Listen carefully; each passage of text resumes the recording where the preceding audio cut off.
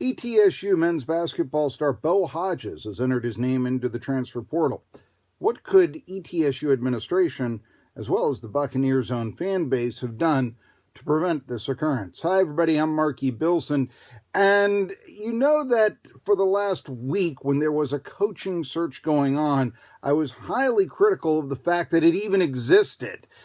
Jason Shea, who is now the full-time head coach of ETSU, was the only candidate to choose. Look, you win 30 games in a season. Your coach departs for Wake Forest. You want to keep things as consistent as possible. You do not want a new regime, especially when the former coach, very popular, publicly endorses his top lieutenant to succeed him. Well, that really ought to be just about it.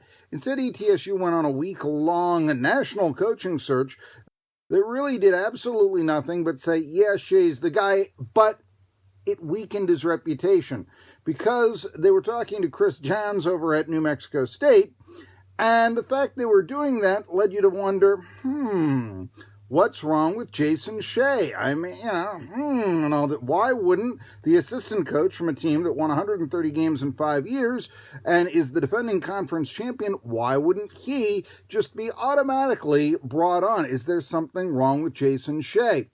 And to do it and consider a coach who, when he was at Bowling Green, got fired after a public drunken incident, the Bible Belt is never going to accept that coach. Ultimately, the coaching search went down to a guy who was once fired for public drunken behavior and a guy who has on his resume a year show cause penalty. Now, Shea may or may not have deserved that, but still, it made ETSU basketball look bad. The reputation made him look not like a university, but a basketball factory. Nevertheless, here comes ETSU now, and we see that Bo Hodges has entered his name into the transfer portal, as mentioned before. And I have to ask ourselves, the fan base. When this whole thing was going on, I kept hearing this remark. I have complete faith in ETSU administration to find the best coach. Well, maybe you shouldn't have complete faith. It's one thing to say, I think we have a good athletic director. It's another to have complete faith, like Scott Carter's Jesus or something like that. I mean, obviously he's not. And Jason Shea should have been hired on May the 1st. Now, when Jason Shea was hired on May the 6th, what happened? It was announced that Hodges was leaving, not so much because Shea was the hire. He had already made his decision earlier in the week, all reports say.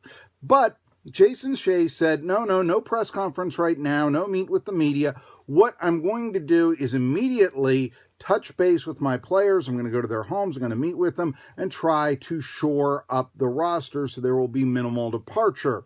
This is why you should have hired Jason Shea immediately. This is why he was always the choice.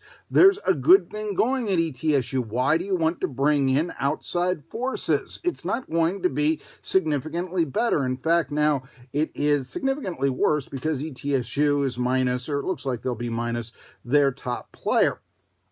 Now, what if Jason Shea, instead of on May the 6th, when he's made the coach officially, can start shoring up this roster on May the 1st? What if he's hired right then? Then he can get to Bo Hodges during that first weekend. He can shore up his commitment to ETSU. Hey, Bo, we are going to be, putting the entire team around you. You're obviously the leader of this program. We can repeat as the Southern Conference champions and possibly make some noise in the NCAA tournament if you come back. Just lay it out there to him. Instead, no, we had to hear, well, maybe Jason Shea shouldn't be there. Who else is out there? The analytics expert from Kentucky looks kind of interesting. Instead of having the basketball program shored up and having the least amount of negative change that could possibly have happened. Now, if you didn't have complete faith in the administration, if you were criticizing them right away for not hiring Jason Shea, and you can look at my writing on Medium, you can go to the YouTube videos that I did, hire Jason Shea today. That's what I said immediately. And he could have possibly shored up Bo Hodges. Instead, they made everybody squirm. Interim coach, all the roster, and now, although it would be panic mode to say, oh, ETSU basketball is in a state of collapse, suddenly their chances of repeating as Southern Conference champion don't look so good. You know, there's only one player returning on the ETSU team. Started 20 games last year, Patrick Good. There's only one player who averaged double digits in scoring. Bo Hodges was the key to success for the Buccaneers in 2020-21. Maybe Shea can bring him back into the fold, but he's already got 1 foot out the door. That didn't have to happen. And if ETSU fans had not had complete faith in the administration, but rather were critical of them for not hiring Shea initially, just like, let's say, Tennessee fans were critical of Tennessee for trying to bring in Greg Schiano, again, maybe this wouldn't have happened. Folks, I'm Marky Bilson. You're watching on YouTube. I'm going to ask you to do this. Hit the subscribe button and hit the bell as well. I'm putting up new videos every day, more than 1,200 of them, including an ETSU playlist, as well as certainly a playlist for recent podcasts. So until next time, I'm Marky Bilson. I look forward to you following me on YouTube, Medium, and Twitter. See you next time.